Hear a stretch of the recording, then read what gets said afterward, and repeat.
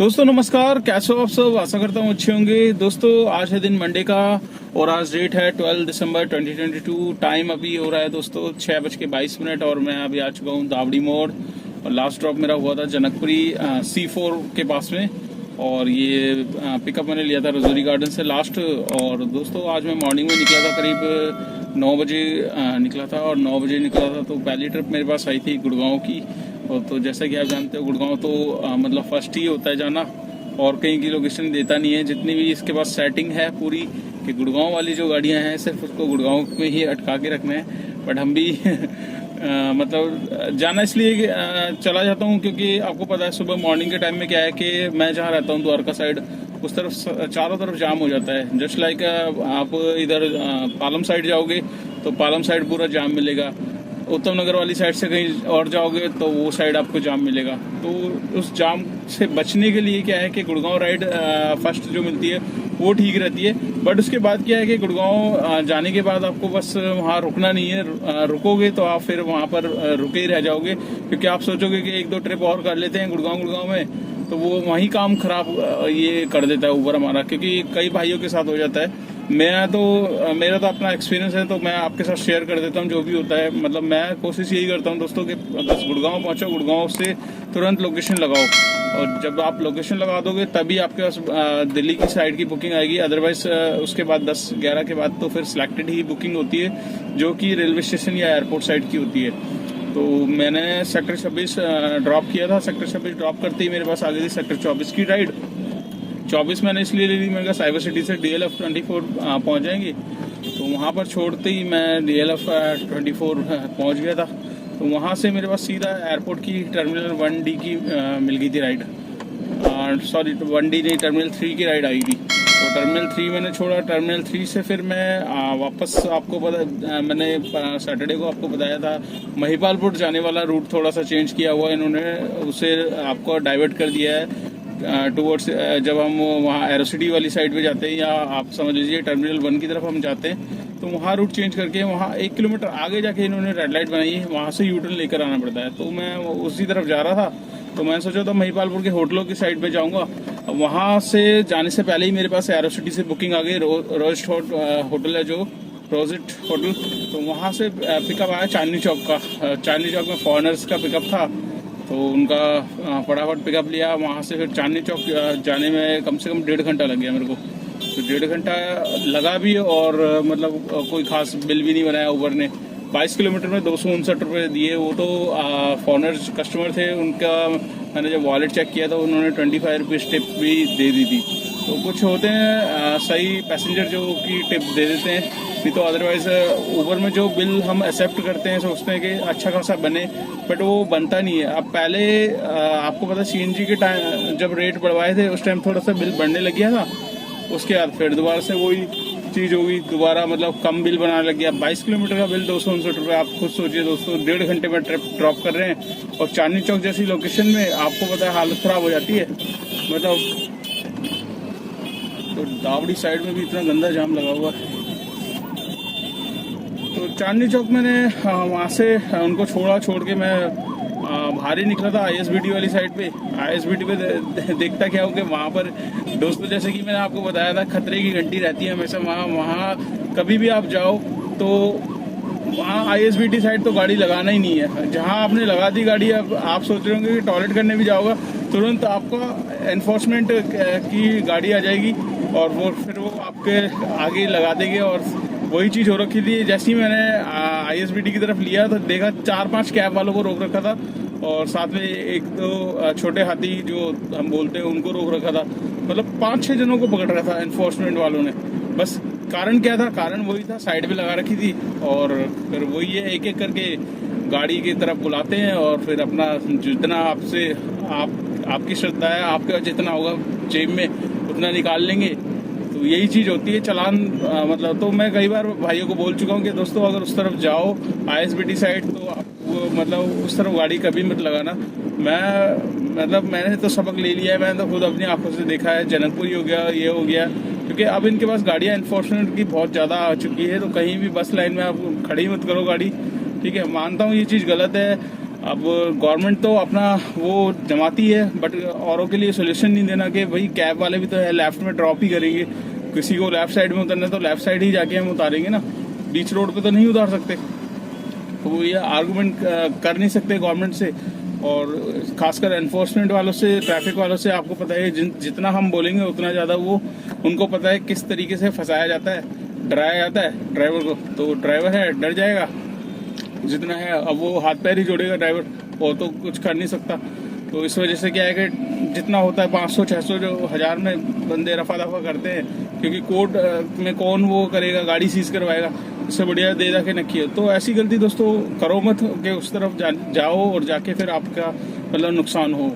तो दोस्तों मैं वहाँ से निकला था ISBT से, तो निकल गया था मैं, मेरे पास आ गई सिविल लाइन से बुकिंग। तो सिविल लाइन से सीधी आ गई टर्मिनल 1D की, 1D मैंने ड्रॉप किया, 1D से मेरे पास आ गई सीधा अशोकनगर मेट्रो स्टेशन जो आपका यूपी टच में है। वहाँ मैंने उनको ड्रॉप किया, वहाँ से फिर मैं आ गया था यूपी के अंदर एंटर हो। तो मैंने कहा यहाँ पे आ जाऊँगा अंदर, आके क्या है कि यहाँ से दिल्ली की लोकेशन डालूंगा। तो मैंने दिल्ली की एक डेस्टिनेशन पड़ी थी मेरे पास, तो द्वारका की लगाई, वैसी मेरे पास रोहिणी सेक्टर 5 की आ गई थी। तो वहाँ पर रोहिणी की मिल गई राइड, रोहिणी से फिर मेरे पास रजौरी गार्डन आ गई, उसी कंटिन्यू डेस्टिनेशन में। रजौरी गार्डन से फिर मेरे पास जनकपुरी आ गई। तो मतलब ऐसे मैं अपना जो वो है प्लान इस तरीके से करता हूँ, जिस उस हिसाब से क्या है कि उसी हिसाब से कंटिन्यू राइड भी आती रहती है दोस्तों, और आपको खाली बैठना नहीं पड़ता। तो दोस्तों आज हम बात करेंगे ओला उबर के बारे में ही। और एक भाई का कमेंट्स था, और आपको पता है जैसे कि मैं जो भी भाइयों के कमेंट्स आते हैं उनका रिप्लाई मैं करता हूं, और खासकर कोशिश करता हूं कि अपनी वीडियो में भी उनकी बारे में बताया जाए। तो एक भाई का दोस्तों कमेंट्स आया था, उसने ये जानने की कोशिश करी थी कि भैया ओला उबर में गाड़ी मतलब सपोज हम चला रहे हैं या हम चलाना चाहते हैं, या हमारे पास ऑलरेडी है या हम लेना चाहते हैं। मोस्टली तो भाइयों के क्वेश्चन यही होते हैं कि भैया नई गाड़ी ले तो ओला उबर में कौन सी गाड़ी बेस्ट रहेगी।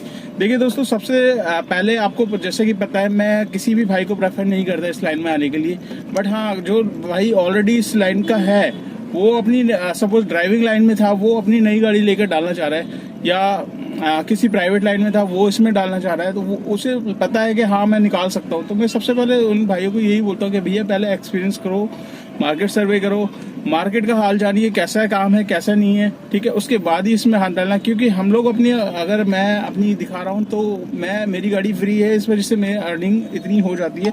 आप अगर इस लाइन में आओगे तो आपकी अर्निंग और कम हो जाएगी। सपोज मैं 1500 रुपये कमा रहा हूँ, तो 1500 में आप अगर कमाओगे तो आप 1000 रुपये कमाओगे, 500 रुपये EMI के भी निकालोगे, ठीक है दोस्तों। तो ये फर्स्ट ऑफ ऑल मैं हर भाई को बोलता हूँ। और काफ़ी भाई बोलते हैं कि यार महेश भाई गलत बताते हो, अर्निंग नहीं बताना चाहिए। भाई मैं तो एक्चुअली बताता हूँ जो है।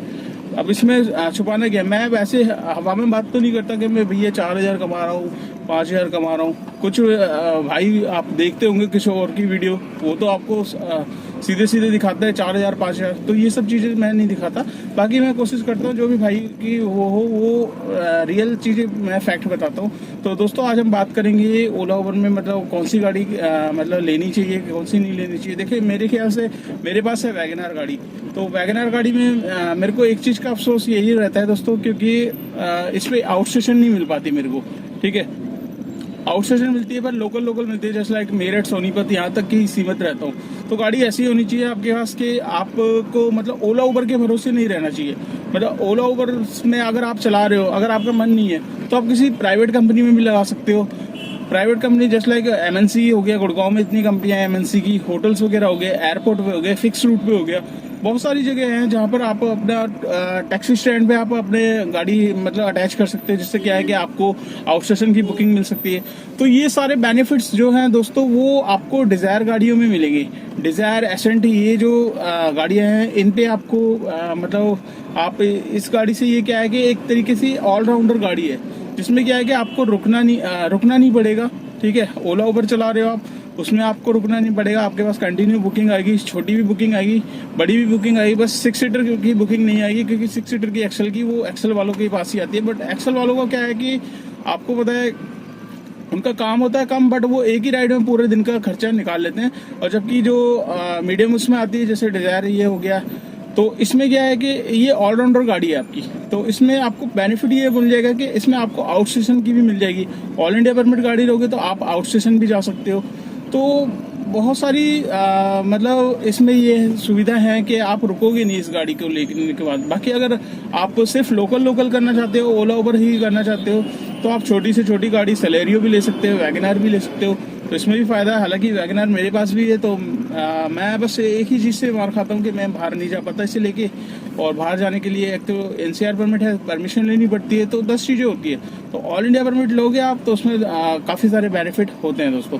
तो आशा करता हूँ आपको ये जानकारी अच्छी लगी होगी। जानकारी अच्छी लगे तो वीडियो को लाइक ज़रूर कर देना दोस्तों। और अभी तक का मैं आज का काम बता देता हूँ। आज का मेरा काम कितना हुआ है, टोटल जितना भी हुआ है, जो भी हुआ है, वो विद प्रूफ आपके साथ रखता हूँ, ठीक है। और सारा चीज़ बताता हूँ मैं, कितना खर्चा हुआ है, CNG कितनी लगी, ये भी मैं साथ साथ आपको दिखाता हूँ। तो आप यहाँ पर देख सकते हैं आज का काम 1797 रुपये, इट मीन्स 1800 रुपये का काम है मेरा, जिसमें 200 रुपये का MCD और एक हरियाणा टोल। तो 200 MCD हरियाणा टोल 300 रुपये इंक्लूड करेंगे, 2100 रुपये काम हो जाएगा। 300 को हम साइड में रख लेते हैं, वो मैं आपको बस बताता हूँ कि हाँ ये टोल मिला है। टोल ऑलरेडी मैं पे कर चुका हूँ क्योंकि मैं MCD पास लेता हूँ।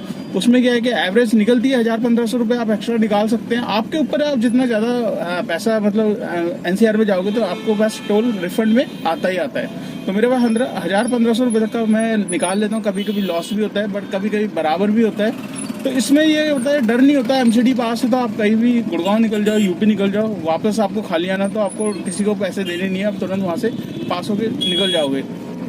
तो MCD टोल वगैरह इसीलिए मैं अर्निंग में जोड़ता नहीं हूँ, तो अर्निंग से साइड में कर लेता हूँ। 300 रुपये की टोल मिले हैं, जिसमें से 1800 का काम है। 1800 रुपये में CNG में बताया था दोस्तों। CNG मेरे पास बिल्कुल रेड पे चल रही है, 204 किलोमीटर अभी मेरे पास रेड पे चली हुई है। कल मैंने डलवाई थी CNG 638 रुपये की, जिसमें मेरे पास पड़ी हुई थी 100 रुपये से ऊपर तक की CNG, मतलब 750 रुपये तक की CNG मेरे पास पड़ी थी।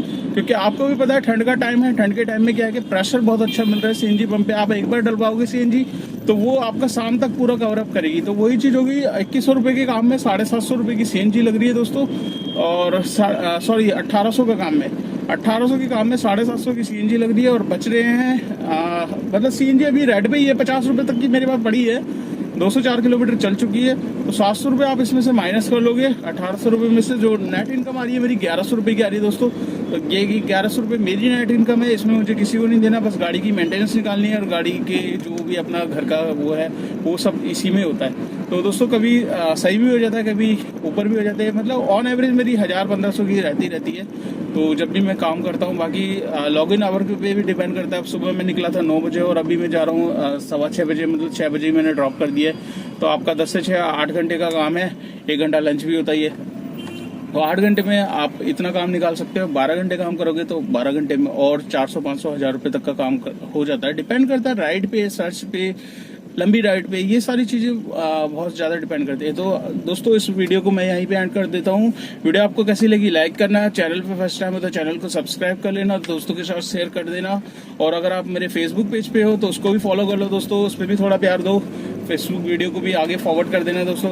और आप कुछ भी जानना चाहते हो मेरी मतलब ओला उबर से रिगार्डिंग, ओला उबर में कितना काम है, अर्टिगा से कितना काम है, डिजायर से कितना काम है, वैगनआर से कितना काम है, पुरानी गाड़ी ले या ना ले, और डॉक्यूमेंट से रिलेटेड कुछ भी आपके क्वेश्चन है तो आप मुझे कमेंट्स कर सकते हैं बेझिझक होकर। मैं आपके कमेंट्स का रिप्लाई ज़रूर करता हूँ। थोड़ा सा लेट होता है क्योंकि मैं भी गाड़ी चला रहा होता हूँ दोस्तों, आपको भी पता है, तो जिसकी वजह से थोड़ा सा लेट होता है, बट रिप्लाई ज़रूर करता हूँ। और अगर आप मेरे व्हाट्सएप ग्रुप से ज्वाइन होना चाहते हो तो व्हाट्सएप ग्रुप का लिंक मैंने शेयर किया हुआ है, जल्दी से उस पर ज्वाइन हो जाइए।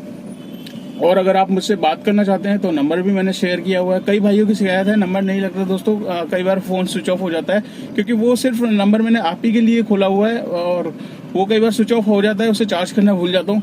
तो उसका मैंने व्हाट्सअप भी उसी नंबर से है, तो आप व्हाट्सअप पे भी व्हाट्सअप कॉलिंग भी कर सकते हो, मुझे ऐसी कोई दिक्कत नहीं है, व्हाट्सअप कॉलिंग भी मैं रिसीव करूँगा।